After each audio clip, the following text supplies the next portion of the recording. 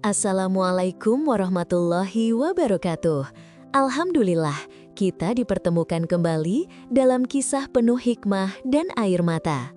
Sebelum kita mulai, bagi yang beragama Islam, yuk bersama-sama tuliskan sholawat untuk Nabi Muhammad agar kelak kita semua mendapat syafaat beliau. Supaya kita bisa saling mengenal, tulis juga di kolom komentar dari mana asalmu, siapa tahu ada yang satu kota. Jika kamu ingin cerita ini berakhir dengan kebaikan, jangan lupa like, subscribe, dan nyalakan lonceng notifikasimu agar tak tertinggal kisah-kisah menyentuh hati lainnya. Semoga cerita ini menjadi pelajaran berharga bagi kita semua. Tak berlama-lama lagi, mari kita mulai kisah yang mengguncang iman ini. Di bawah langit Mekah yang suci, seorang petugas haji menunduk di depan Ka'bah. Tubuhnya gemetar, wajahnya perlahan menghitam di hadapan ribuan jamaah. Semua terdiam, ada yang menangis, ada yang beristighfar. Tak ada yang menyangka, di tempat paling suci di bumi, Allah menyingkap aib seorang pengkhianat amanah. Apa yang sebenarnya terjadi di balik wajah yang menghitam itu? Rahman berdiri di aula kantor layanan haji kabupaten dengan senyum yang ramah dan suara yang tenang. Ia menyalami calon jamaah satu persatu sambil menanyakan kabar. Orang tua yang sudah menabung bertahun-tahun merasa terbantu olehnya. Para relawan memuji caranya mengatur berkas. Nama Rahman sering disebut sebagai contoh teladan dalam rapat pembinaan. Semua merasa aman karena Rahman terlihat tertib, rapi, dan terukur. Di meja registrasi, Rahman memandu seorang nenek bernama Maksumira. Ia mengecek slip setoran, mengarahkan tanda tangan, dan menyimpan bukti pembayaran di map. Di hadapannya, seorang bapak dari desa sebelah menanyakan jadwal manasik. Rahman menjawab dengan urutan yang jelas. Ia menghafal tanggal, jam, dan lokasi. Ia mengatur agar antrean berjalan lancar. Di ruang tunggu, poster besar tentang amanah dan kejujuran terpajang. Rahman berdiri di bawah poster itu saat memberi pengarahan singkat. Para calon jamaah mengangguk dan mencatat. Sore hari, Rahman menutup loket dan menuju ruangan bendahara. Dua rekannya, Hadi dan Lukman, sudah menunggu di balik meja. Spreadsheet keuangan terbuka di layar. Ada kolom tambahan biaya fasilitas dan administrasi yang seharusnya dibahas dalam rapat resmi, namun kolom itu disimpan pada file terpisah. Hadi menyebut angka pembulatan dan menekan tombol simpan. Lukman memasukkan kwitansi ke laci terkunci. Rahman memeriksa daftar setoran terakhir, lalu menarik napas panjang. Ia mengatakan semuanya terkendali. Tidak ada yang mencurigai perubahan kecil pada komponen biaya.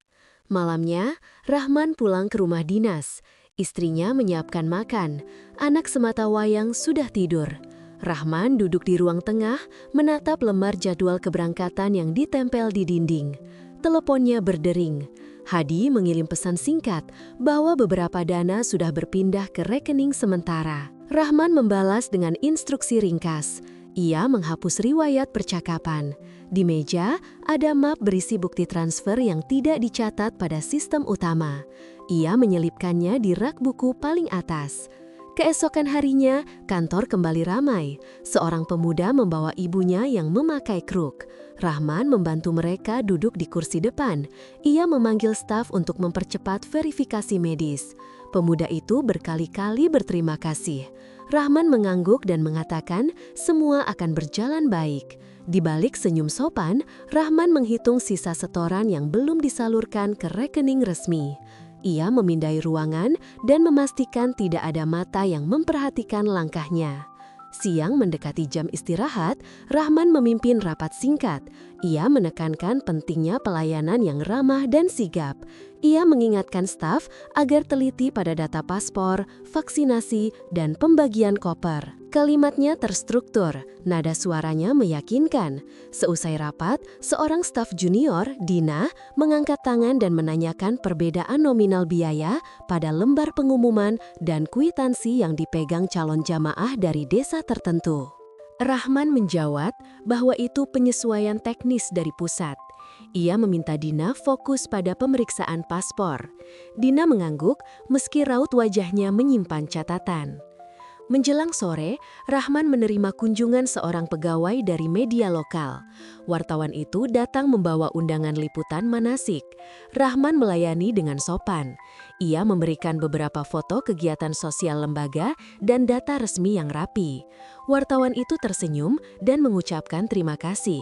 Setelah tamu pergi, Rahman menutup pintu dan mematikan lampu ruang rapat. Ia berdiri sejenak di ruangan gelap. Suara azan dari masjid kantor terdengar jelas. Rahman mengambil wudhu dan berjalan ke saf depan. Ia meluruskan punggung, mengangkat tangan, dan membaca niat. Gelakannya tenang, hatinya tidak setenang itu. Usai sholat, Rahman kembali duduk di meja. Ia membuka amplop berlabel dana jamaah. Di dalamnya ada setumpuk bukti setoran dan daftar penyesuaian biaya. Ia menata ulang urutan angka agar terlihat masuk akal. Ia menekan tombol cetak. Kertas keluar dari printer dengan lancar. Ia menaruh berkas pada map terpisah yang hanya diketahui dirinya dan 2 rekan. Ia memasang segel kecil pada sisi map. Di luar ruangan, langkah kaki staf terdengar mendekat lalu menjauh. Malam kembali tiba. Hujan turun. Rahman menatap ponsel. Ada pesan dari Lukman tentang rute pemindahan berikutnya. Ada pesan dari Hadi yang meminta Rahman segera menandatangani surat rekomendasi vendor catering. Rahman membalas satu persatu. Ia mengunci laci, memeriksa jendela, dan memadamkan lampu. Di ambang pintu, ia berhenti. Di dinding, poster tentang amanah masih terpajang. Rahman memandang tulisan itu cukup lama, lalu menutup pintu rapat. Hari berlalu, jadwal manasik dimulai. Calon jamaah belajar tawaf, sa'i, dan tahapan wajib. Para pembimbing memegang pengeras suara dan mengatur barisan. Rahman berdiri di sisi lapangan sambil mencatat hal teknis. Sesekali ia ikut membantu lansia yang kelelahan. Nama Rahman terus disebut dalam pujian para peserta. Mereka menyebutnya sabar dan cekatan. Rahman membalas dengan nada rendah hati. Ia berjalan ke tenda panitia dan memeriksa daftar bus pengantar. Pada sesi terakhir, seorang tokoh kampung, Pak Karna, menghampiri Rahman. Ia membawa tas berisi uang tunai dari arisan jamaah. Pak Karna meminta Rahman mengamankan setoran itu agar segera masuk ke rekening kelompok. Rahman menerima tas dengan senyum dan menuliskan tanda terima. Ia menjanjikan proses cepat. Setelah Pak Karna pergi, Rahman menatap tas itu lama. Di benaknya, angka terus bergerak. Malam menjelang, Rahman duduk sendirian di kantor yang sepi. Ia membuka laptop dan memeriksa 2 file laporan. 1 file untuk rapat resmi, 1 lagi untuk penyesuaian yang hanya ia mengerti. Jari-jarinya berhenti di angka kecil pada kolom tambahan biaya. Ia mengetik, menghapus, lalu mengetik lagi. Di luar, hujan reda. Udara dingin masuk dari celah jendela. Rahman menarik nafas dalam-dalam dan menekan simpan. Ia menutup laptop, menyimpan map, lalu berjalan menuju pintu. Di koridor, lampu neon menyala redup. Rahman menoleh ke ruang tunggu yang kosong. Kursi-kursi tersusun rapi. Poster amanah berdiri tegak. Rahman memegang gagang pintu dan mengunci ruangan. Ia melangkah pelan ke parkiran, menstarter motor, lalu pergi meninggalkan gedung. Di balik ketenangan malam, jejak kecil yang tidak terlihat mulai mengarah pada sesuatu yang akan meletus di kemudian hari. Hari keberangkatan jamaah semakin dekat. Di ruang keuangan, Rahman berdiri di depan monitor sambil meninjau angka yang terus bergerak. Kolom pemasukan dan pengeluaran terlihat seimbang di tampilan utama, namun di file tersembunyi terdapat perbedaan mencolok. Dari ratusan juta dana jamaah, sebagian dialihkan ke rekening pribadi dengan nama samaran. Rahman mengetik cepat, lalu menekan tombol kirim. Notifikasi sukses muncul di layar. Ia menarik napas panjang dan menatap jam dinding. Hatinya berdebar, tapi wajahnya tetap tenang. Beberapa hari kemudian, koper jamaah mulai dibagikan. Suasana kantor ramai dan penuh tawa. Di sela kegiatan, Hadi menghampiri Rahman sambil berbisik bahwa dana tahap kedua sudah berhasil dicairkan. Rahman mengangguk dan menyelipkan amplop kecil ke dalam laci meja. Lukman datang membawa daftar pengeluaran palsu, lengkap dengan tanda tangan staf yang telah dipalsukan. Rahman memeriksa sekilas, lalu menandatanganinya dengan cepat. Tidak ada yang mencurigai sedikit pun. Semua sibuk mempersiapkan keberangkatan. Sore hari, Dina mengetuk pintu ruangan Rahman.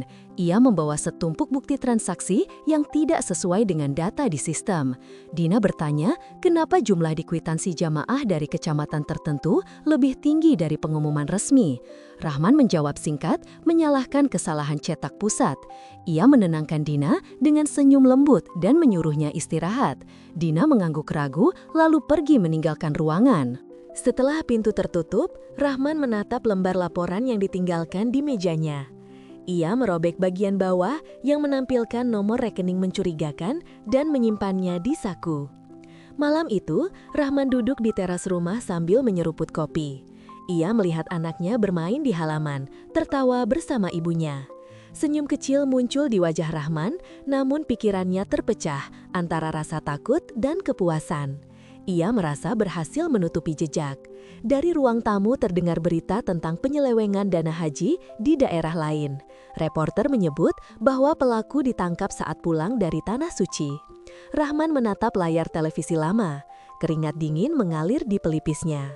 Beberapa hari kemudian, rombongan jamaah pertama diberangkatkan. Rahman memimpin upacara pelepasan di halaman kantor. Kamera televisi lokal menyorot wajahnya. Ia berpidato dengan suara lantang tentang kejujuran dan tanggung jawab. Jamaah menunduk, sebagian menangis karena terharu. Setelah acara selesai, Rahman berjalan ke mobil dinas dan membuka amplop berisi uang tambahan. Ia menghitung cepat dan menutupnya kembali sebelum dimasukkan ke tas kerja. Di bandara, Rahman berkeliling memeriksa barisan jamaah. Beberapa mengenalnya dan mengucap terima kasih. Ia menepuk bahu mereka dan mengucap selamat jalan. Dari kejauhan, Dina memperhatikannya. Ia melihat Rahman menerima sebuah map kecil dari Hadi, lalu menyimpannya diam-diam ke dalam koper kabin. Dina mencatat hal itu di ponselnya tanpa diketahui siapapun. Saat rombongan sampai di Tanah Suci, Rahman dan dua rekannya mendapatkan fasilitas tambahan dari pihak penyedia layanan hotel. Mereka diperlakukan istimewa karena dianggap pejabat pendamping. Di lobi hotel, Rahman duduk di kursi empuk sambil menandatangani kwitansi pembayaran kamar suite. Di luar, jamaah biasa antri panjang menunggu kamar standar. Seorang jamaah lansia sempat mengeluh, tapi pengawas meminta mereka bersabar. Rahman hanya melihat sekilas lalu berlalu tanpa bicara. Malam itu, Rahman menerima pesan dari Hadi, ada masalah di transfer ketiga. Bank mulai menanyakan asal dana karena nominalnya besar dan dilakukan dalam waktu berdekatan. Rahman memerintahkan agar saldo segera dipindahkan ke rekening lain milik Lukman.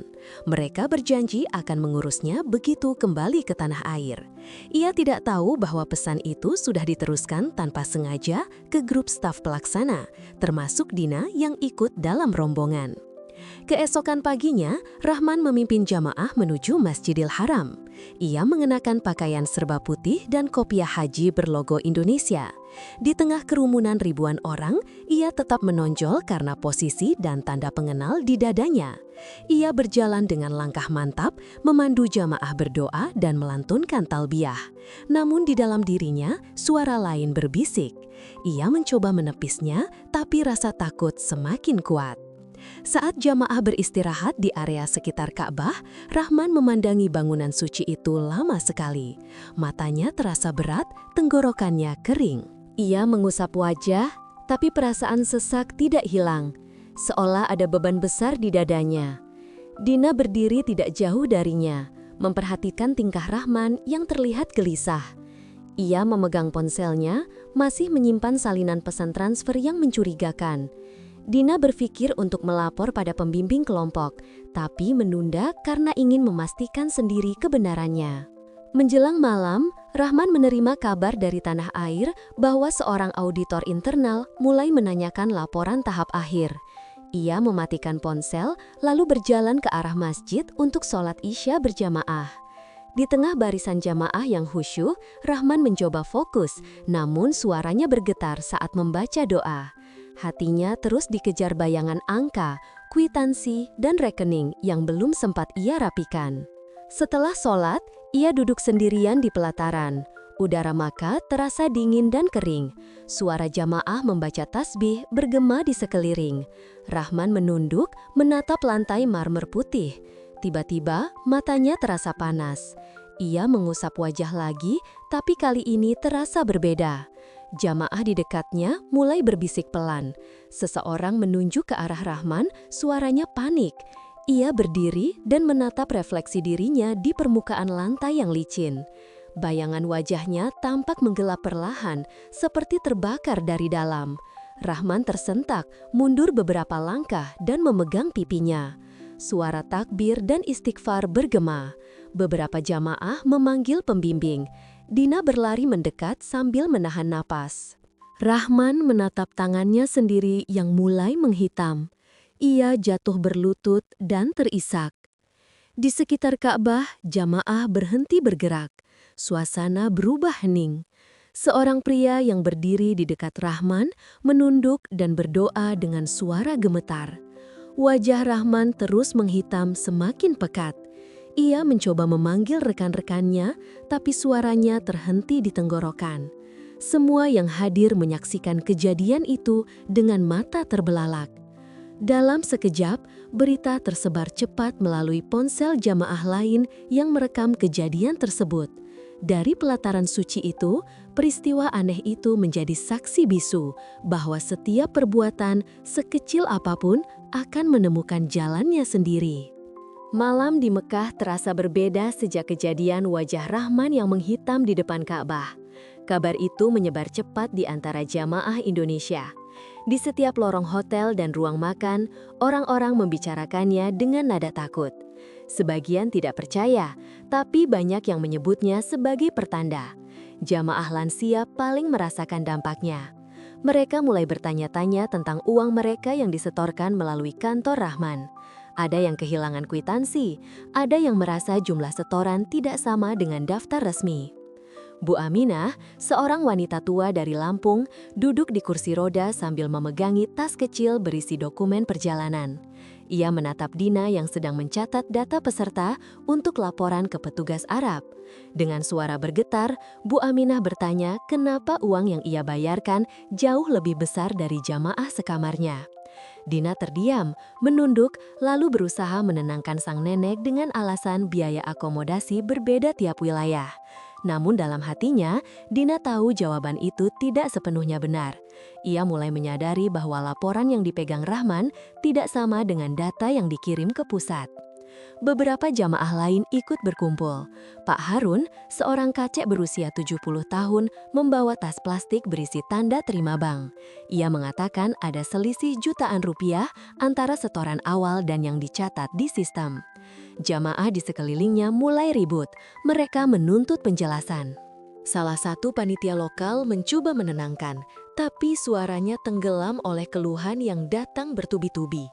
Dina akhirnya berdiri dan berkata akan memeriksa kembali semua data keuangan.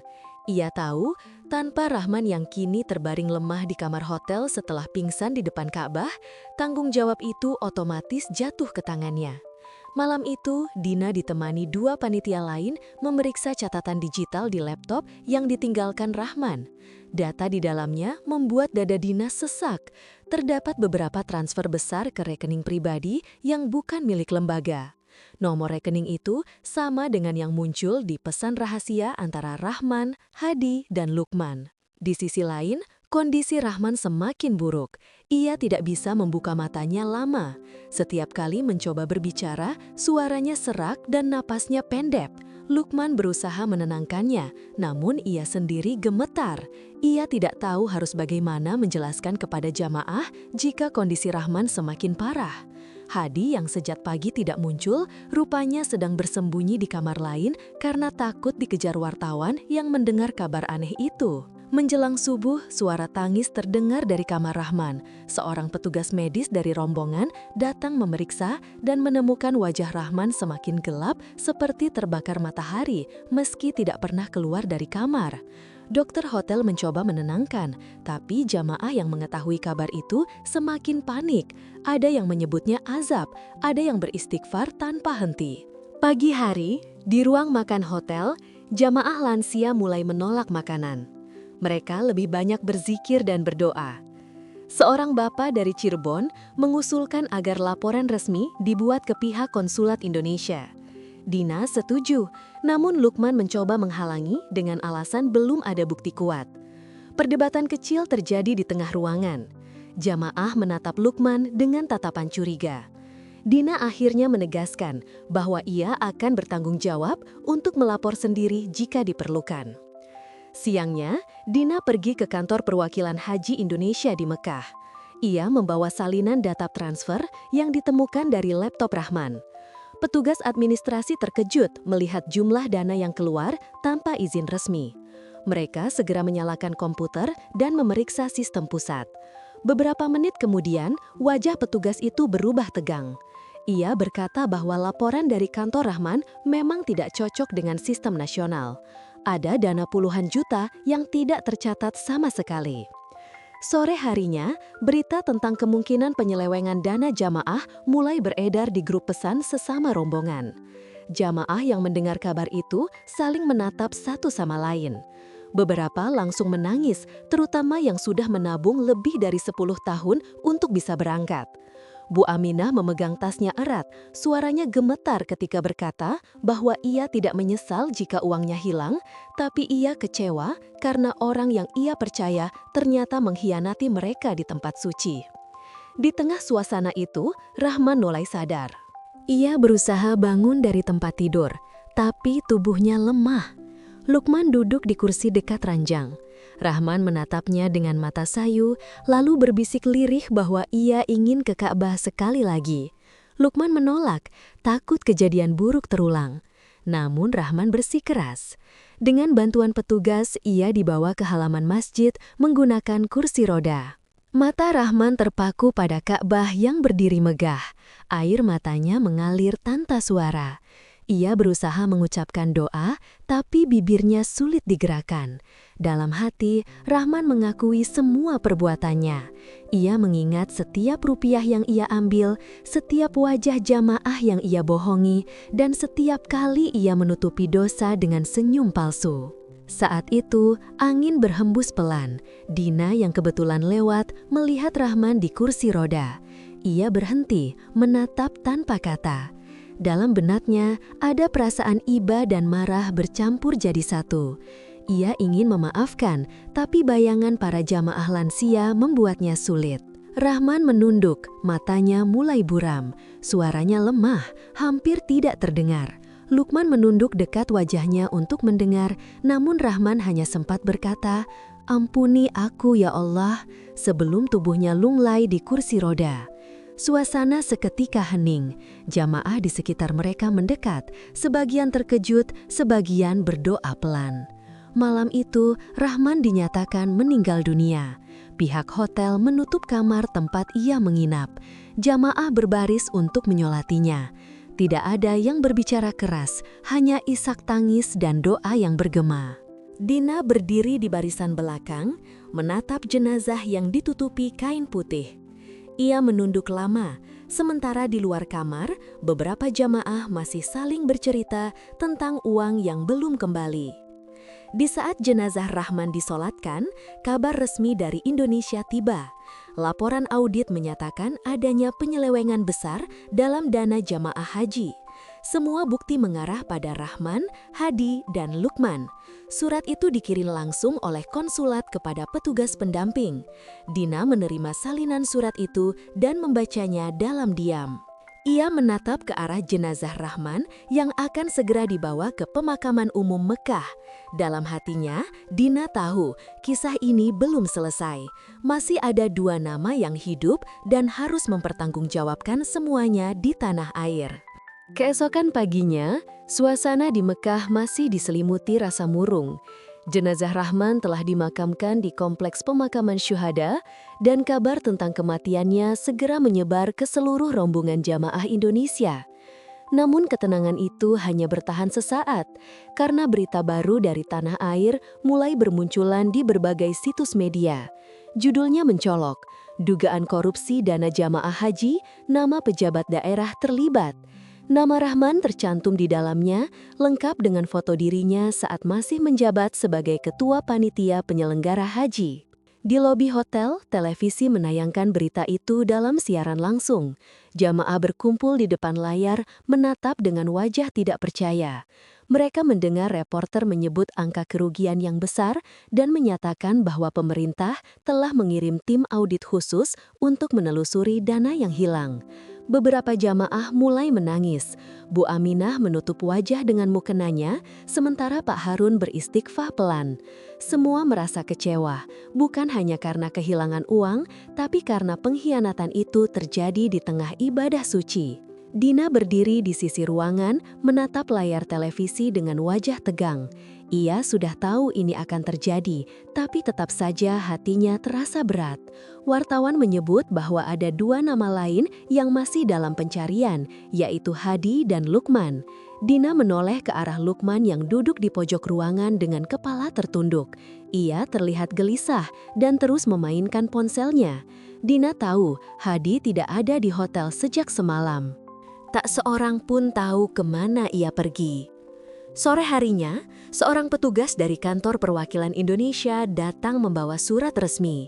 Dalam surat itu, tertulis bahwa pihak otoritas meminta keterangan lengkap dari seluruh panitia yang ikut dalam rombongan. Dina menerima surat itu dan menyerahkannya kepada Lukman.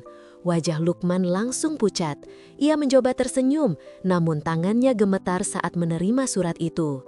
Ia beralasan sedang tidak sehat dan meminta waktu 1 hari sebelum diperiksa. Dina mengangguk tanpa bicara. Malam menjelang, jamaah sudah kembali ke kamar masing-masing. Dina duduk di balkon hotel, memandangi lampu-lampu kota Mekah yang berkilau. Dalam pikirannya, peristiwa ini seperti tidak berakhir. Rahman sudah meninggal, namun jejak uang yang ia bawa masih menjadi misteri. Ia teringat pesan terakhir Rahman sebelum meninggal. Rahman sempat berbisik pelan di hadapannya saat masih sadar bahwa ada seseorang di Indonesia yang ikut mengatur semuanya. Kata-kata itu membuat Dina semakin yakin bahwa jaringan penyelewengan ini lebih besar dari yang mereka bayangkan. Di saat yang sama, di kota asal mereka di Indonesia, kantor lembaga haji daerah dikepung wartawan.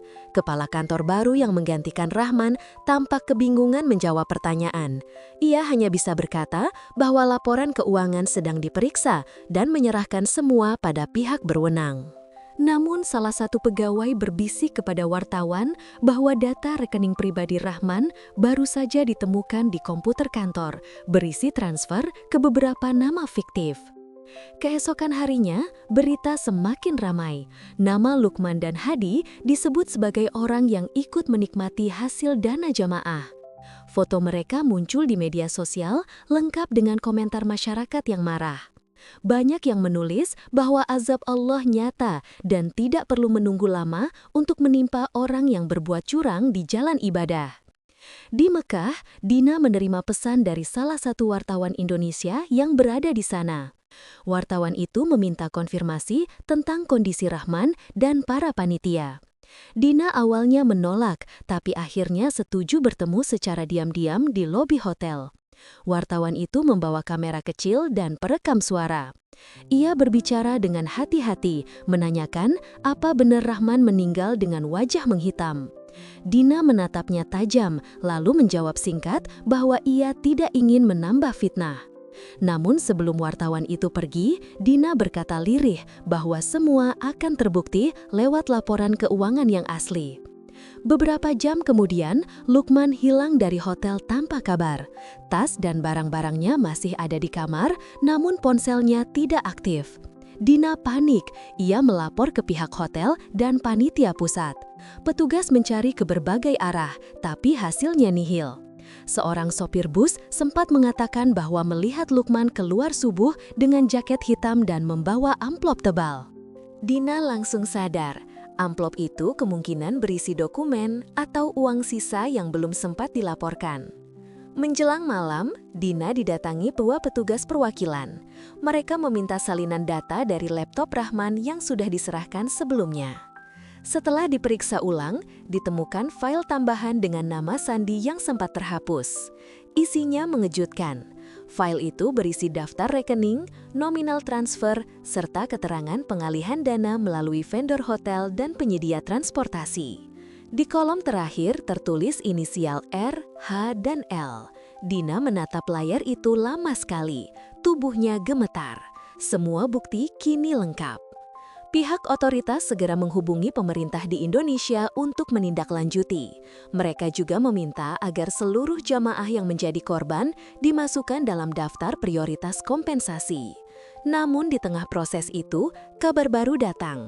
Lukman ditemukan pingsan di sekitar pelataran Masjidil Haram. Seorang petugas keamanan yang berjaga melihatnya terjatuh tanpa sebab. Saat dibawa ke rumah sakit, kondisinya lemah dan ia terus menyebut nama Rahman berulang kali. Di rumah sakit, Dina datang menemuinya. Lukman menatapnya dengan mata sayu. Ia berusaha bicara, tapi suara yang keluar hanya pelan. Ia mengaku menyesal, dan sebelum pingsan kembali, ia sempat mengatakan bahwa semua ini tidak hanya berhenti pada mereka bertiga. Ada seseorang di Indonesia yang memerintahkannya langsung, dan uang itu sudah dikirim ke rekening luar negeri. Dina terdiam. Ia tahu pernyataan itu berarti satu hal: Rahman bukan pelaku utama. Ia hanyalah bagian dari rantai besar yang menipu ratusan jamaah. Dina memutuskan untuk menyampaikan semua informasi itu kepada pihak resmi, meskipun risikonya besar. Beberapa hari kemudian, media di Indonesia menyiarkan kabar baru. Penyelidikan dana haji meluas, dugaan keterlibatan pejabat tinggi di daerah. Gambar wajah Rahman, Hadi, dan Lukman ditampilkan berdampingan di layar. Di bawahnya tertulis kalimat bahwa salah satu pelaku meninggal di Mekah dengan kondisi aneh. Siaran itu ditonton ribuan orang. Jamaah yang masih di Mekah ikut menyaksikan di ruang makan hotel. Mereka tidak lagi marah, hanya diam dengan wajah murung. Bu Aminah menatap layar sambil berbisik pelan bahwa tidak ada yang bisa menutupi kebenaran di hadapan Allah. Dina berdiri di belakangnya, menatap layar yang sama, menyadari bahwa kisah ini belum mencapai puncaknya. Masih ada rahasia yang belum terbongkar sepenuhnya, dan ia harus siap menghadapi semuanya. Sejak kabar kematian Rahman tersebar dan nama-nama para pelaku muncul di media, suasana rombongan jamaah Indonesia di Mekah tidak lagi tenang. Setiap kali mereka berjalan menuju masjid, selalu terdengar bisikan pelan tentang dosa dan kejujuran. Wajah para panitia terlihat tegang, terutama Dina yang kini ditunjuk menjadi pengganti sementara Rahman. Ia menerima banyak tekanan, mulai dari jamaah yang menuntut kejelasan uang, hingga petugas dari Indonesia yang meminta laporan resmi dengan cepat. Di tengah kesibukan itu, Dina menerima pesan tak dikenal. Pengirimnya menggunakan nomor Indonesia. Pesan itu berisi kalimat singkat, "Jangan buka semua file di laptop Rahman kalau ingin pulang dengan selamat." Dina terdiam lama menatap layar ponsel. Ia tahu pesan ini bukan ancaman biasa. Seseorang sedang memantau dari jauh, dan orang itu pasti memiliki kaitan dengan kasus korupsi yang lebih besar. Malamnya, Dina duduk di kamar hotel sendirian. Lampu kamar ia matikan, hanya cahaya dari jendela yang menembus tirai putih. Ia membuka laptop Rahman yang kini berada di bawah pengawasan resmi. Dalam folder tersembunyi, ia menemukan file baru yang belum pernah terbuka sebelumnya. Di dalamnya terdapat foto-foto pertemuan Rahman dengan seseorang yang berwajah tidak asing, seorang pejabat dari lembaga keuangan syariah di Indonesia. Dina menatap layar itu dengan jantung berdebar. Rahman ternyata tidak bekerja sendiri. Ada pejabat di atasnya yang mengatur aliran dana dari pusat, dan Rahman hanyalah perantara. Keesokan paginya, Dina memutuskan menemui petugas perwakilan Indonesia di Makkah. Ia membawa salinan data itu dan meminta perlindungan karena takut ancaman di pesan ponselnya menjadi nyata. Petugas itu menerima dengan serius dan menjanjikan keamanan, namun mereka meminta agar data tersebut tidak bocor ke publik dulu karena bisa mengganggu penyelidikan. Dina mengangguk setuju. Ia tahu jika berita ini keluar sekarang, situasi jamaah akan semakin kacau. Sementara itu, kondisi Lukman di rumah sakit semakin menurun. Tubuhnya lemah, tapi sesekali ia sadar dan berbicara singkat. Dina datang menemuinya. Lukman menatap dengan mata kosong. Ia berkata dengan suara pelan bahwa semua uang itu sebenarnya dikirim ke satu rekening di Jakarta atas nama Proyek Amal. Lukman tidak tahu siapa pemilik sebenarnya, tapi Rahman pernah mengatakan bahwa uang itu hanya akan diputar sementara sebelum dikembalikan. Dina menatapnya tanpa kata, mencoba mencerna penjelasan itu. Beberapa jam kemudian, pihak rumah sakit memanggil Dina kembali karena kondisi Lukman kritis. Ketika ia tiba di kamar, Lukman sudah tidak bernyawa. Tubuhnya kaku dengan mata terbuka. Petugas menutup wajahnya dengan kain putih. Dina berdiri di samping tempat tidur, tubuhnya lemas. Dalam waktu singkat, 2 orang dari rombongan panitia telah meninggal di Tanah Suci. Hanya Hadi yang masih belum ditemukan. Malam hari, Dina kembali ke hotel. Di lobi, wartawan Indonesia sudah menunggunya. Mereka menanyakan kabar terbaru tentang kematian Lukman dan kemungkinan hubungannya dengan dana jamaah. Dina menolak memberi keterangan. Ia berjalan cepat menuju lift tanpa menoleh. Wartawan terus memanggil namanya, tapi ia tidak menoleh sedikit pun. Di dalam lift, ia menatap cermin dan melihat wajahnya sendiri tanpa letih. Matanya sembab, namun di balik rasa lelah itu, tumbuh tekad yang lebih besar. Ia harus memastikan semua jamaah mendapatkan keadilan. Beberapa hari kemudian, rombongan jamaah bersiap menuju Madinah. Dina berkoordinasi dengan tim baru yang dikirim dari Indonesia untuk menggantikan Rahman dan Lukman. Salah satu dari mereka, seorang pria bernama Ridwan, datang membawa berkas hasil penyelidikan sementara. Dalam berkas itu, tertulis jelas bahwa ada transfer dana dari rekening Rahman menuju rekening atas nama sebuah yayasan amal fiktif. Jumlahnya mencapai miliaran rupiah. Ridwan mengatakan bahwa yayasan itu diduga dijalankan oleh seorang pejabat pusat bernama Darto yang kini sedang diperiksa oleh tim audit. Dina mendengarkan tanpa memotong. Ia baru tahu bahwa nama Darto adalah sosok yang sering disebut Rahman saat membahas atasan di kantor. Rahman dulu selalu menyebut Darto sebagai orang yang bisa menutup semua laporan keuangan agar terlihat bersih. Kini semuanya menjadi jelas. Rahman hanyalah pelaksana yang akhirnya terjebak oleh perintah orang yang lebih berkuasa. Setiba di Madinah, Dina diminta memberikan kesaksian melalui sambungan video ke Jakarta. Ia duduk di ruang kantor hotel, dikelilingi oleh perwakilan resmi. Suaranya tegas meski nadanya berat. Ia menjelaskan bagaimana Rahman menjalankan perintah Darto dan bagaimana Lukman serta Hadi ikut mengatur aliran dana. Semua ucapan Dina direkam sebagai bukti resmi. Setelah kesaksian itu, pihak perwakilan berjanji akan melindunginya dan memastikan nama baiknya tetap terjaga. Namun beberapa hari setelah itu, Dina mulai merasa diawasi. Ia sering melihat pria asing di lobi hotel, selalu duduk di sudut yang sama setiap pagi. Setiap kali ia menatap, pria itu berpaling. Suatu malam, saat Dina keluar membeli air mineral di depan hotel, pria yang sama tiba-tiba berdiri di belakangnya. Suaranya rendah dan datar. Ia berkata bahwa ada hal yang sebaiknya tidak dibuka di depan publik karena bisa mengancam keselamatan banyak orang. Dina terdiam. Pria itu lalu pergi begitu saja, meninggalkannya di trotoar yang sepi. Ketika kembali ke hotel, Dina langsung menghubungi Ridwan dan melaporkan kejadian itu. Ridwan meminta agar Dina tidak keluar sendirian dan segera pindah kamar. Dina setuju, tapi malam itu ia tidak bisa tidur. Di kepalanya, bayangan Rahman, Lukman, dan pesan misterius terus berputar. Ia tahu bahwa semua ini belum berakhir. Pagi berikutnya, Ridwan datang membawa kabar baru. Tim audit pusat di Indonesia menemukan bukti bahwa Darto bukan hanya menggunakan uang jamaah untuk kepentingan pribadi, tapi juga mengalirkannya ke beberapa proyek politik. Dokumen yang ditemukan menunjukkan bahwa Rahman sebenarnya pernah menolak pada awalnya, namun dipaksa dengan ancaman akan dicopot dari jabatannya. Itu sebabnya Rahman terlihat gelisah menjelang keberangkatan haji. Dina terdiam lama mendengar itu. Ia merasa marah dan sedih sekaligus. Semua jamaah lansia yang menabung seumur hidup menjadi korban dari keserakahan segelintir orang yang bermain di balik nama agama. Ia menatap jendela hotel, melihat jamaah bersiap berangkat ziarah. Dalam hatinya, Dina berjanji bahwa meskipun ancaman datang, ia tidak akan berhenti sampai semua kebenaran terungkap. Sore hari saat rombongan bersiap pulang ke tanah air, Dina menerima kabar mengejutkan. Hadi, rekan terakhir Rahman, tertangkap di Bandara Jeddah. Ia mencoba kabur dengan membawa uang tunai dalam koper besar.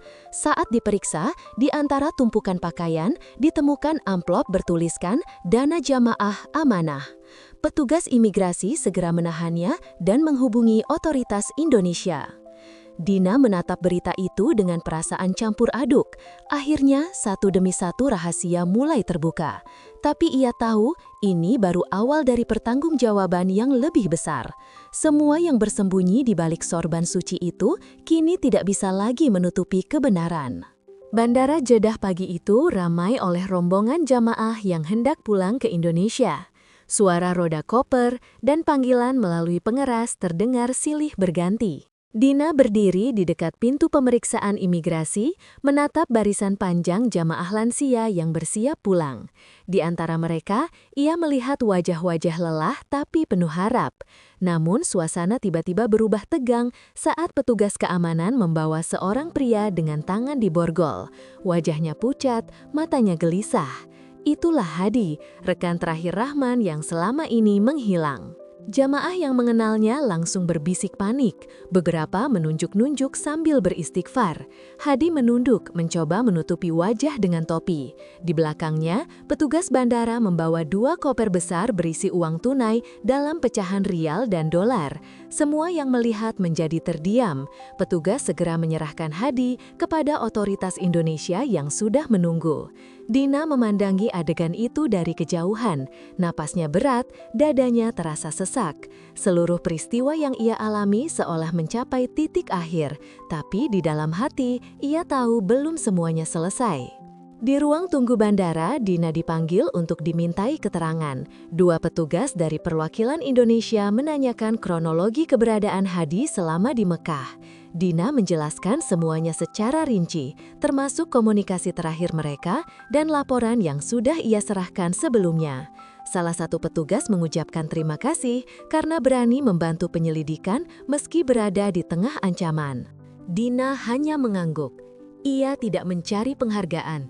Ia hanya ingin keadilan bagi para jamaah yang menjadi korban. Beberapa jam kemudian, pesawat rombongan pertama lepas landas menuju tanah air. Di kabin ekonomi, jamaah duduk berjejer. Sebagian membaca doa pulang, sebagian masih membicarakan kejadian aneh yang mereka alami di Tanah Suci. Nama Rahman dan Hadi kembali disebut dalam bisikan. Ada yang masih tidak percaya bahwa 2 orang yang mereka hormati dulu ternyata mengkhianati amanah. Sesampainya di Indonesia, berita penangkapan Hadi langsung menjadi sorotan utama media nasional. Tayangan televisi memperlihatkan Hadi digiring ke ruang pemeriksaan dengan wajah tertutup masker. Wartawan berebut mengambil gambar, mengajukan pertanyaan keras, namun Hadi hanya diam. Di kantor pusat lembaga haji, tim audit membacakan hasil sementara. Dari total dana jamaah yang dikelola Rahman dan timnya, sekitar 20 miliar rupiah tidak dapat dipertanggungjawabkan. Sebagian uang sudah dikirim ke rekening luar negeri yang menggunakan nama perusahaan fiktif. Pemerintah segera membentuk tim gabungan. Semua pejabat yang terlibat, termasuk Darto, pejabat pusat yang dulu memerintahkan Rahman, dipanggil untuk diperiksa. Dalam pemeriksaan itu, Darto awalnya menolak semua tuduhan. Ia mengatakan Rahman bertindak sendiri tanpa sepengetahuannya. Namun bukti transfer dan percakapan digital yang diserahkan oleh Dina tidak bisa dibantah. Di layar monitor, semua aliran dana terlihat jelas, termasuk perintah langsung dari akun Darto ke Rahman untuk memindahkan uang ke proyek amal. Sementara proses hukum berjalan, keluarga jamaah mulai mendatangi kantor haji daerah. Mereka menuntut ganti rugi dan meminta penjelasan resmi. Di halaman kantor, puluhan orang berkumpul sambil membawa foto anggota keluarga mereka yang sudah meninggal sebelum sempat berangkat. Suasana menjadi haru dan tegang. Petugas keamanan berusaha menenangkan mereka, tapi emosi jamaah tidak bisa dibendung. Mereka merasa dikhianati oleh orang yang mereka percaya membawa nama agama. Dina yang baru tiba dari Tanah Suci datang langsung ke kantor pusat. Ia disambut oleh media, tapi ia tidak memberi komentar. Ia melangkah masuk ke ruang rapat bersama tim audit. Di dalam ruangan, suasana sunyi, dokumen dan data disusun rapi di atas meja panjang. Ketua tim audit meminta Dina menceritakan ulang kejadian di Makkah, mulai dari awal Rahman menunjukkan kejanggalan sampai saat wajahnya menghitam di depan Ka'bah. Semua yang mendengarkan terdiam, tidak ada yang berbicara selama beberapa menit setelah Dina selesai. Ketua tim akhirnya berdiri dan berkata bahwa kejadian itu akan dijadikan pelajaran penting bagi semua penyelenggara haji di Indonesia. Ia juga menyatakan bahwa seluruh dana jamaah yang diselewengkan akan dikembalikan melalui mekanisme hukum dan asuransi. Namun ia menegaskan bahwa kasus ini belum selesai karena masih ada beberapa pihak lain yang terlibat di tingkat atas. Beberapa hari kemudian, berita baru muncul. Darto resmi ditetapkan sebagai tersangka utama. Ia ditahan bersama Hadi untuk penyidikan lanjutan. Dari hasil pemeriksaan, diketahui bahwa Darto telah melakukan hal yang sama di tahun-tahun sebelumnya, namun selalu tertutup oleh laporan palsu. Rahman menjadi korban sistem yang kotor, dan meski ia salah, tindakannya yang berakhir tragis menjadi bukti nyata bahwa tidak ada yang bisa menipu di hadapan kebenaran. Di tengah semua kesibukan itu, Dina menerima surat dari Kementerian Agama. Ia diminta hadir dalam upacara penghargaan bagi para petugas yang berani melaporkan penyimpangan dana jamaah. Dina awalnya menolak, tapi akhirnya datang. Di panggung sederhana itu, ia berdiri dengan mata berkaca-kaca saat namanya disebut. Dalam pidato singkatnya, ia hanya mengatakan satu kalimat, "Saya tidak ingin siapapun lagi mengkhianati jamaah yang mempercayakan perjalanan suci mereka kepada kita." Namun malamnya, saat Dina kembali ke rumah dinasnya, ia menemukan amplop putih di bawah pintu. Tidak ada pengirim, hanya tulisan tangan singkat di depannya. Ada yang belum selesai. Di dalamnya, ada salinan bukti transfer ke rekening baru atas nama seseorang yang belum dikenal. Dina menatap lembar itu lama. Ia sadar, meski Rahman, Lukman, dan Hadi sudah tiada atau tertangkap, masih ada pihak lain yang meneruskan aliran uang itu. Keesokan harinya, Dina menemui Ridwan untuk menyerahkan amplop tersebut. Mereka sepakat untuk menyerahkannya ke penyidik. Namun sebelum berangkat, Dina berkata bahwa mungkin inilah ujian terakhir dari semua yang telah terjadi. Ridwan mengangguk. Mereka tahu selama masih ada yang mencoba memanfaatkan ibadah suci untuk keuntungan pribadi, maka cerita ini belum benar-benar berakhir. Sore itu, hujan turun deras di Jakarta. Di televisi, berita menampilkan rekaman penangkapan Darto. Kamera memperlihatkan wajahnya yang tertunduk diborgol di antara dua petugas. Reporter berkata bahwa kasus ini menjadi bukti bahwa keserakahan selalu berujung kehancuran, bahkan jika disembunyikan di balik jubah suci. Dina menatap layar televisi itu dengan tenang. Ia tahu Rahman mungkin sudah membayar dosanya di Tanah Suci, tapi keadilan dunia masih harus ditegakkan sampai tuntas. Di luar rumah, suara azan maghrib terdengar jelas. Dina berdiri, mengambil air wudhu dan sholat dengan tenang. Setelah salam terakhir, ia memejamkan mata lama. Dalam hatinya, ia berdoa agar semua jamaah yang menjadi korban mendapatkan pengganti yang layak dan agar tidak ada lagi tangan yang mengotori kepercayaan dalam nama ibadah. Ketika ia menutup jendela malam itu, Dina menatap langit gelap yang diselimuti hujan. Dalam pikirannya, semua yang terjadi di Mekah masih terbayang jelas. Wajah Rahman yang menghitam, tangisan jamaah, dan aroma udara malam di pelataran Ka'bah.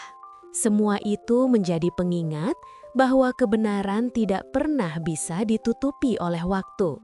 Satu persatu, semua rahasia pasti akan terbuka.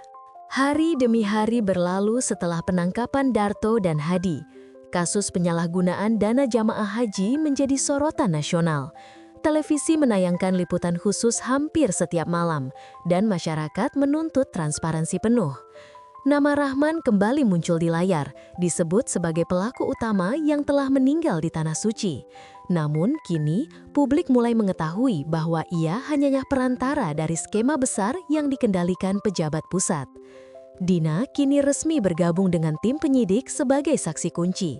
Ia harus mengulang setiap kejadian sejak awal, mulai dari masa persiapan keberangkatan, pencatatan dana, hingga kejadian di depan Ka'bah.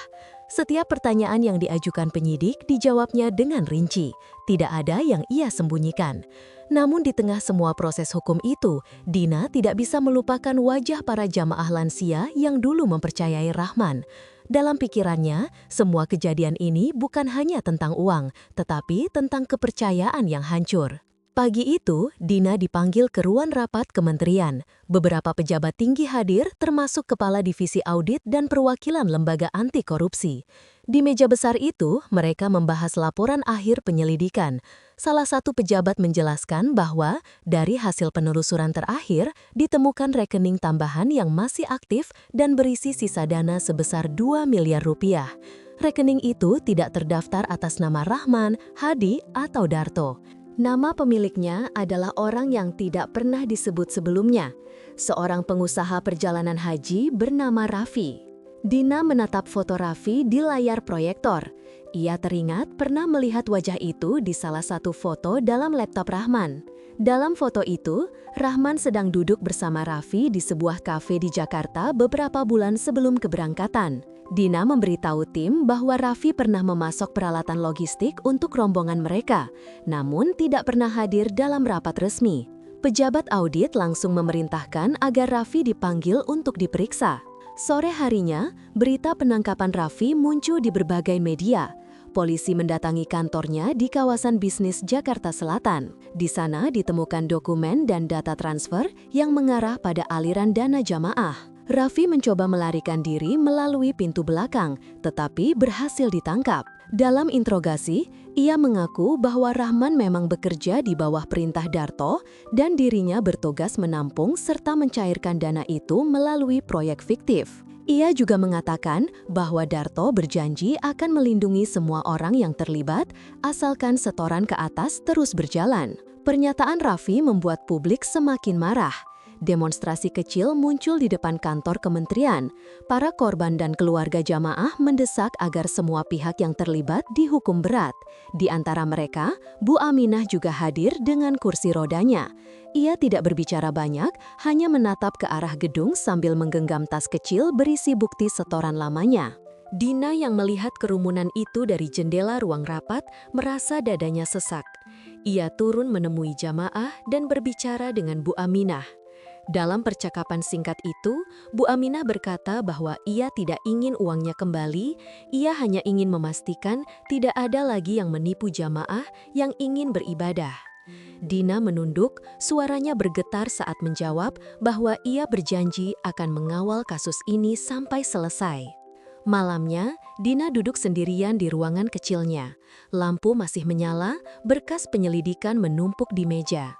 Ia membuka salah satu file laporan terakhir. Di sana, tertulis bahwa semua aset Raffi disita untuk pengembalian dana jamaah. Namun, ada satu catatan kecil di bawahnya yang membuat Dina berhenti membaca. Satu transaksi terakhir belum teridentifikasi. Pengiriman ke luar negeri atas nama Darto diteruskan ke rekening pribadi atas nama wanita bernama Laras. Nama itu membuat Dina terkejut. Laras adalah staf keuangan di kantor Rahman dulu. Ia masih bekerja di sana dan tidak pernah dipanggil untuk pemeriksaan karena dianggap hanya menjalankan tugas administratif. Dina segera menelpon Ridwan untuk memverifikasi data itu. Beberapa menit kemudian, Ridwan mengkonfirmasi bahwa Laras memang sempat memproses beberapa dokumen pembayaran tambahan menjelang keberangkatan haji. Namun, setelah Rahman meninggal, Laras mengundurkan diri dan menghilang. Keesokan paginya, Dina ikut dalam tim yang ditugaskan mencari keberadaan Laras. Mereka mendatangi rumahnya di Bekasi, tapi hanya menemukan tetangga yang mengatakan bahwa Laras pergi ke luar negeri sebulan lalu. Tidak ada yang tahu kemana tujuannya. Dari hasil pelacakan paspor, Laras diketahui berangkat ke Dubai dengan alasan bekerja di perusahaan logistik. Pihak penyidik segera menghubungi Interpol untuk memasukkan namanya ke dalam daftar pencarian. Sementara itu, Hadi yang ditahan mulai menunjukkan tanda-tanda depresi berat. Ia menolak makan dan terus menyebut nama Rahman setiap kali ditanya. Dalam salah satu sesi pemeriksaan, ia akhirnya menangis dan mengaku bahwa Rahman sempat ingin membongkar semuanya sebelum berangkat ke Mekah. Namun ancaman dari Darto dan tekanan dari Raffi membuatnya diam. Hadi memohon agar keluarganya tidak dilibatkan, lalu jatuh pingsan. 2 hari kemudian, Hadi ditemukan meninggal di dalam sel karena serangan jantung. Kematian Hadi menambah daftar panjang korban ini. Berita itu membuat publik semakin geram. Di media sosial, ribuan komentar menuntut agar pemerintah memperketat pengawasan dana haji. Di masjid-masjid, para ustadz mulai menyampaikan khutbah tentang pentingnya amanah dalam mengelola dana umat. Nama Rahman disebut kembali, bukan sekedar pelaku, tetapi juga simbol kehancuran moral yang lahir dari keserakahan. Sementara itu, Dina terus bekerja sama dengan tim penyidik. Ia menyerahkan semua data komunikasi lama yang masih tersimpan di ponselnya. Dari hasil analisis, ditemukan pesan suara dari Rahman 2 hari sebelum keberangkatan haji. Dalam rekaman itu, Rahman terdengar seperti orang yang ketakutan.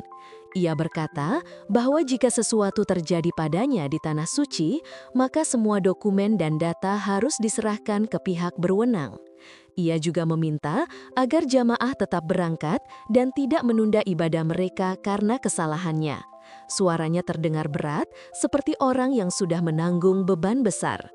Mendengar rekaman itu, Dina menangis.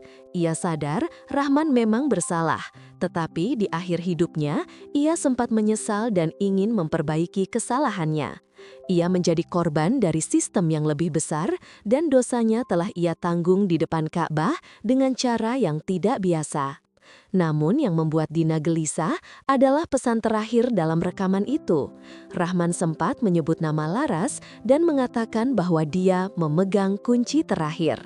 Sore harinya, tim penyidik menerima kabar dari Dubai. Laras ditemukan dan diamankan di bandara setempat saat hendak menuju Eropa. Dari hasil pemeriksaan sementara, ia membawa kartu ATM internasional dan dokumen perusahaan fiktif yang digunakan untuk menyembunyikan uang jamaah. Nilainya mencapai 5 miliar rupiah. Pemerintah Indonesia segera meminta pemulangan Laras untuk diadili. Saat berita itu sampai di Jakarta, Dina sedang berada di halaman kantor pusat. Wartawan mendatanginya, menanyakan tanggapannya. Dina menjawab singkat, semua akan terungkap. Tidak ada satupun yang bisa lari dari kebenaran.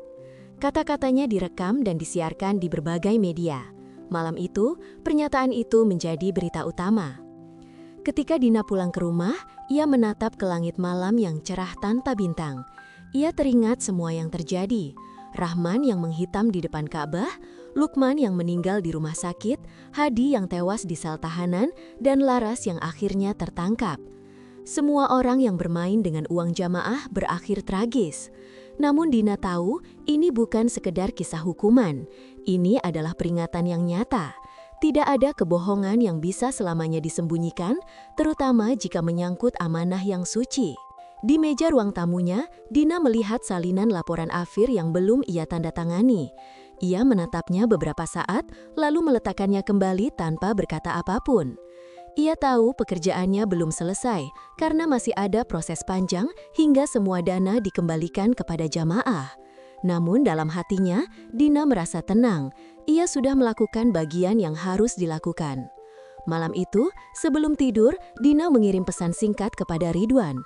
Kasus ini akhirnya menuju akhir, tapi jangan berhenti sampai semua jamaah mendapat haknya. Karena setiap rupiah yang mereka titipkan adalah bagian dari doa. Pesan itu dibaca Ridwan beberapa menit kemudian. Ia membalas singkat, amanah ini akan dijaga. Dina tersenyum kecil, menatap layar ponsel yang redup. Ia memejamkan mata, membiarkan pikirannya kembali ke pelataran Ka'bah yang ramai. Di sana, segalanya bermula. Di sana pula, semua rahasia terungkap tanpa bisa disembunyikan. Setelah tertangkapnya Laras dan penahanan resmi Darto, kasus korupsi dana jamaah haji menjadi perhatian besar hingga ke luar negeri. Pemerintah Arab Saudi ikut memberikan bantuan dalam pelacakan aset yang digunakan oleh para pelaku selama di Mekah dan Madinah. Tim penyidik gabungan bekerja siang dan malam, menyisir setiap transaksi yang berhubungan dengan kelompok Rahman.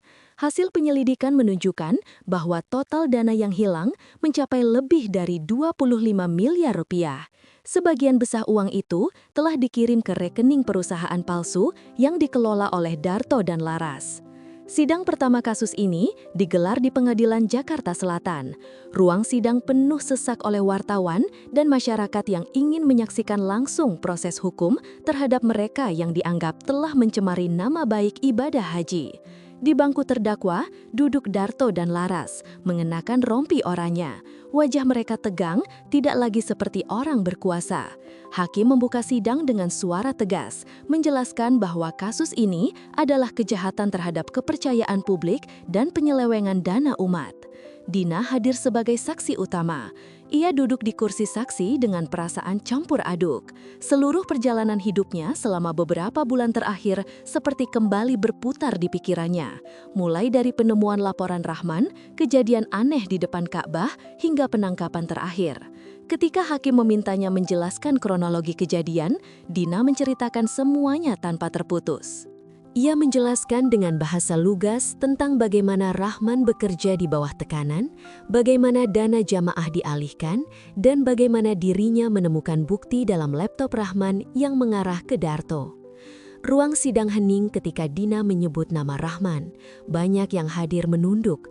Beberapa wartawan terlihat meneteskan air mata ketika Dina menjelaskan kondisi terakhir Rahman di Tanah Suci. Wajahnya yang menghitam, tubuhnya yang gemetar, dan tangis para jamaah yang menyaksikannya.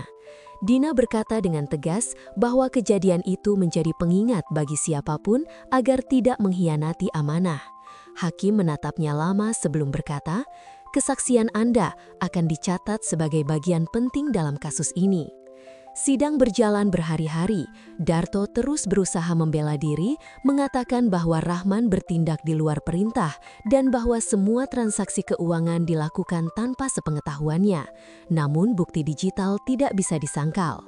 Dalam rekaman percakapan antara Darto dan Rahman yang ditemukan di ponsel Hadi, terdengar jelas Darto memberi instruksi untuk memindahkan dana melalui perusahaan Raffi. Ketika bukti itu diputar di ruang sidang, wajah Darto berubah pucat. Ia tidak lagi bicara, hanya menunduk sambil memegang kepala. Di luar ruang sidang, ratusan jamaah dan keluarga korban menunggu dengan penuh emosi. Mereka membawa spanduk bertuliskan, "Jangan khianati amanah jamaah," dan "Kembalikan uang kami." Setiap kali nama Rahman disebut, sebagian jamaah menangis. Meskipun Rahman telah meninggal, banyak yang mulai memahami bahwa ia juga korban tekanan dari atas. Mereka tidak membenarkan perbuatannya, tetapi mereka bisa melihat bahwa di akhir hidupnya, Rahman menyesal dan membayar dosanya di tempat paling suci di dunia. Setelah melalui serangkaian sidang panjang, hakim akhirnya menjatuhkan vonis. Darto dijatuhi hukuman penjara selama 20 tahun dan denda 10 miliar rupiah. Laras mendapat hukuman 15 tahun penjara dengan denda 5 miliar. Hakim menyatakan bahwa tindakan mereka bukan hanya kejahatan korupsi, tetapi juga kejahatan moral terhadap kepercayaan jamaah yang suci. Putusan itu disambut sorak haru dari para korban yang hadir. Dina menunduk pelan, air matanya menetes tanpa ia sadari. Usai sidang, pemerintah mengumumkan pembentukan dana pengganti untuk mengembalikan kerugian jamaah. Semua aset yang disita dari Darto, Laras, dan Raffi dilelang dan hasilnya disalurkan untuk mengganti biaya perjalanan haji jamaah yang dirugikan. Beberapa bulan kemudian, para korban menerima surat pemberitahuan bahwa mereka akan mendapatkan pengembalian dana. Bu Aminah yang dulu menangis di Hotel Mekah kini tersenyum lega. Ia berkata pada Dina melalui sambungan video bahwa ia sudah memaafkan semua pelaku, karena balasan yang sebenarnya sudah terjadi di hadapan mata mereka di Tanah Suci. Namun bagi Dina, kasus ini tidak berakhir di situ. Ia masih sering didatangi wartawan yang ingin mewawancarainya. Suatu sore, Ia diminta berbicara di seminar tentang amanah publik dan integritas. Di hadapan ratusan peserta, ia berdiri tegak dan menceritakan perjalanan panjang yang ia lalui. Ia berkata dengan suara lantang, "Amanah itu bukan sekedar tanggung jawab, tetapi janji antara manusia dan Tuhannya. Siapapun yang mengkhianatinya, cepat atau lambat akan melihat akibatnya, seperti yang terjadi pada Rahman di depan Ka'bah." Kalimat itu membuat ruangan hening. Banyak peserta menunduk dan meneteskan air mata. Setelah acara selesai, seorang pria tua mendekatinya. Ia memperkenalkan diri sebagai mantan jamaah dari rombongan Rahman. Dengan suara lirih, ia berkata bahwa dulu ia sempat marah dan tidak percaya pada siapapun. Tapi setelah melihat keberanian Dina, ia mulai yakin bahwa masih ada orang jujur di dunia ini. Dina menjabat tangannya dan menjawab, "Yang penting kita belajar dari semua ini, agar tidak ada lagi yang berulang." Malam itu, Dina pulang ke rumahnya. Di ruang tamu, ia menatap foto rombongan haji yang dulu dipajang di dinding.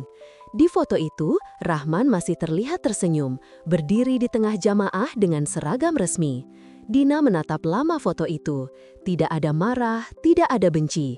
Ia hanya merasa lega bahwa semua sudah terbuka. Semua orang yang bermain dengan kejujuran akhirnya menerima akibatnya satu persatu. Beberapa bulan kemudian, sebuah tugu kecil dibangun di halaman kantor lembaga haji daerah tempat Rahman dulu bekerja. Di tugu itu tertulis kalimat sederhana, "Jangan khianati amanah." Di hadapan jamaah mungkin bisa berbohong, tapi di hadapan Allah tidak ada yang bisa disembunyikan. Upacara peresmian tugu dihadiri oleh banyak orang, termasuk keluarga Rahman dan para jamaah yang dulu menjadi korban. Dina berdiri di belakang barisan, tidak berbicara apapun. Ia hanya menatap tugu itu lama, lalu berbalik dan berjalan pergi dengan langkah tenang.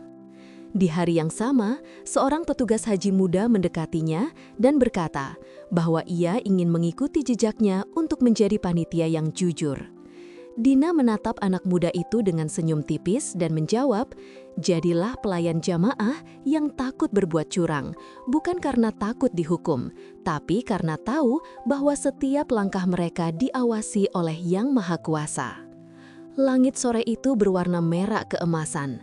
Angin bertiup pelan membawa suara azan dari kejauhan. Dina menatap ke langit dan dalam hati mengucap syukur. Semua sudah berakhir. Rahasia yang disembunyikan di bawah jabatan, di bawah sorban, di balik wajah suci, semuanya telah terbuka. Tidak ada lagi yang bisa menutupinya. Dan di Tanah Suci, nama Rahman kini disebut bukan sebagai pengkhianat semata, tapi sebagai peringatan abadi. Setiap jamaah yang datang ke sana diingatkan bahwa perjalanan haji bukan hanya tentang rukun dan doa, tetapi juga tentang kejujuran hati. Karena siapapun yang mengkhianati amanah suci itu, cepat atau lambat akan melihat balasannya di dunia maupun di akhirat.